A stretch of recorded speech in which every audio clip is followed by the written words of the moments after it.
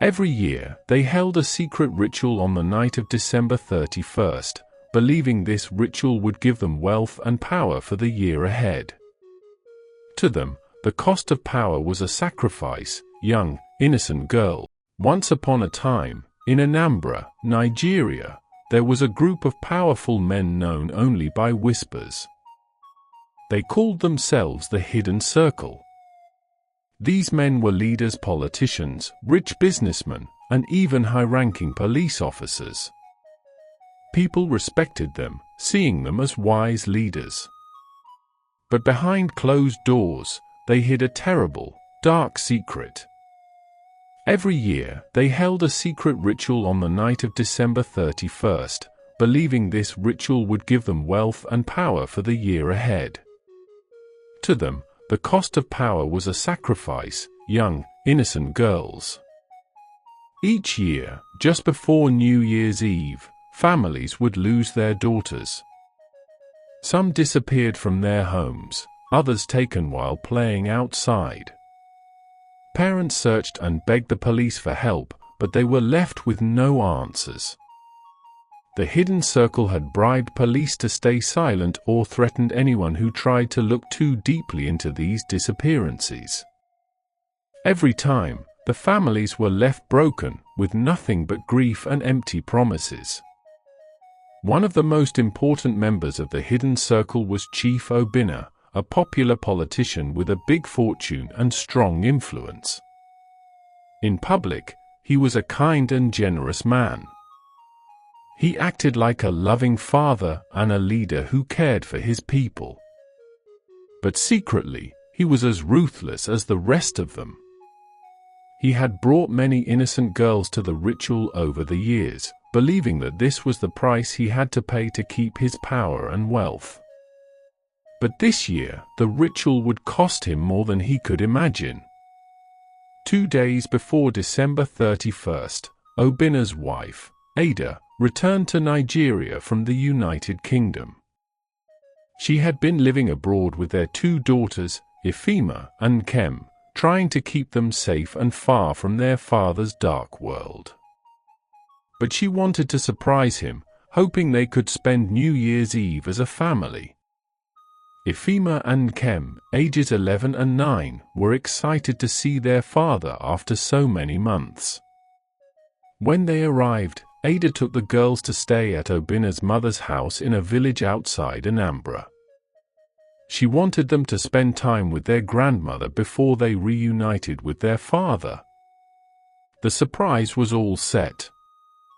Ada and the girls would leave the grandmother's house on the evening of December 31st to drive back to Anambra and surprise Obinna.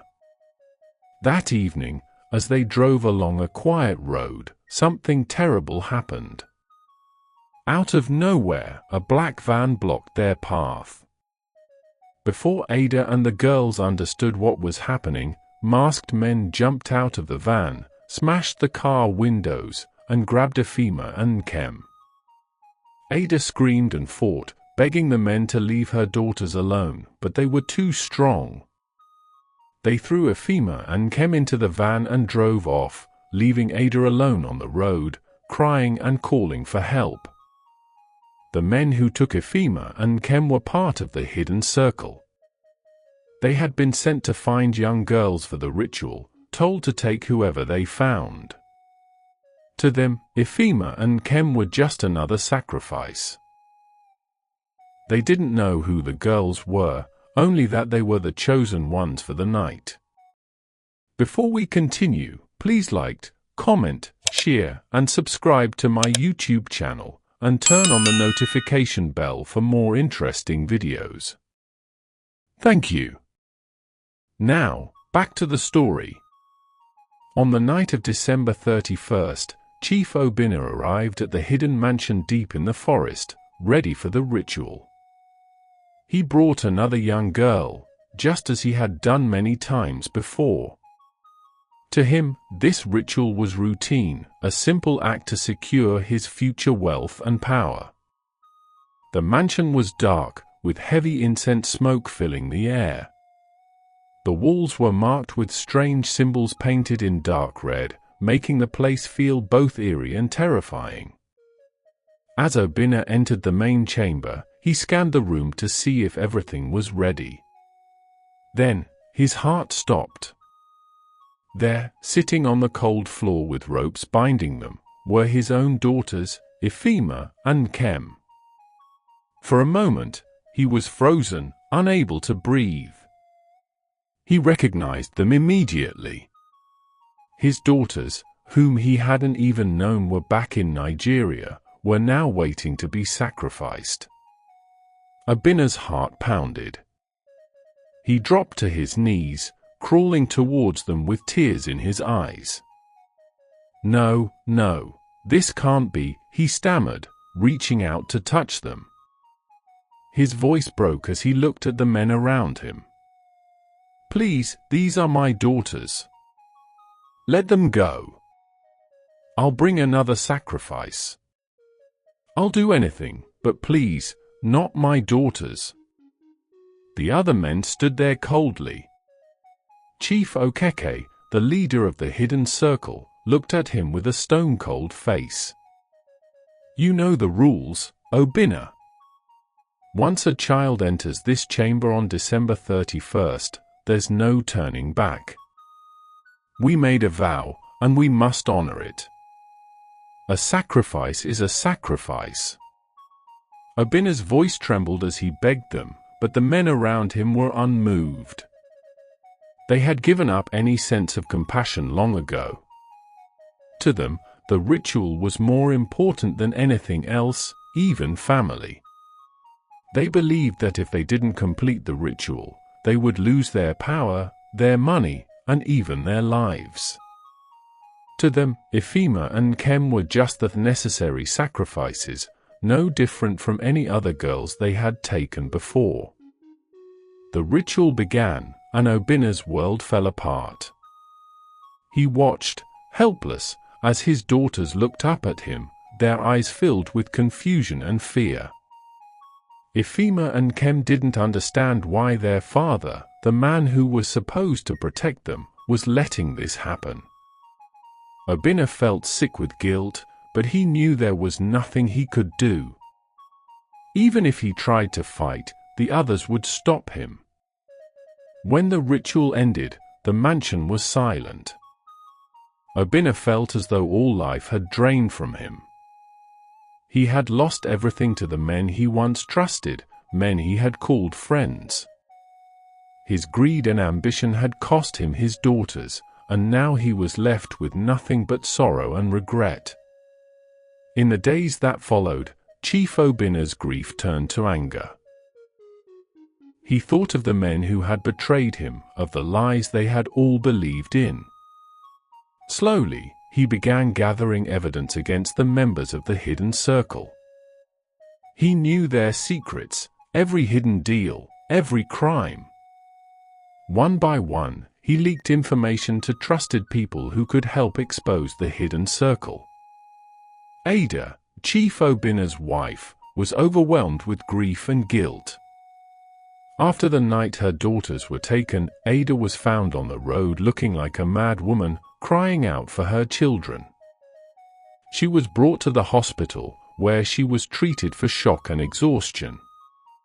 During her stay, she drifted in and out of consciousness, haunted by the last moments she had seen Ifema and Nkem. She couldn't eat or sleep, and the hospital staff had to sedate her to keep her calm. She kept asking, "Where are my daughters?" though she feared the answer. When she was discharged a few days later, the truth of what happened struck her like a storm. She was told that her daughters had been victims of the ritual, the same ritual her own husband, Obinna, had participated in. Ada was devastated beyond words. She blamed herself for ever bringing her daughters back to Nigeria. In her mind, if she had only stayed in the United Kingdom, her daughters would still be alive. She couldn't shake the feeling that she had made the wrong choice, one that had cost her children's lives. Alone and inconsolable, Ada's grief turned inward. the weight of guilt was too heavy to bear. She withdrew from everyone, refusing to see friends, family, or even her own mother. The image of her daughter's innocent faces haunted her constantly, and she couldn't escape the thought that they were lost because of her decision. In the end, Ada couldn't find a way forward. One night, when the world outside was quiet, she took her own life. Her final act was a desperate, sorrowful surrender, her heart too broken to continue. In her farewell note, she expressed her endless love for Ifeoma and Nkem and her profound regret for bringing them to Nigeria.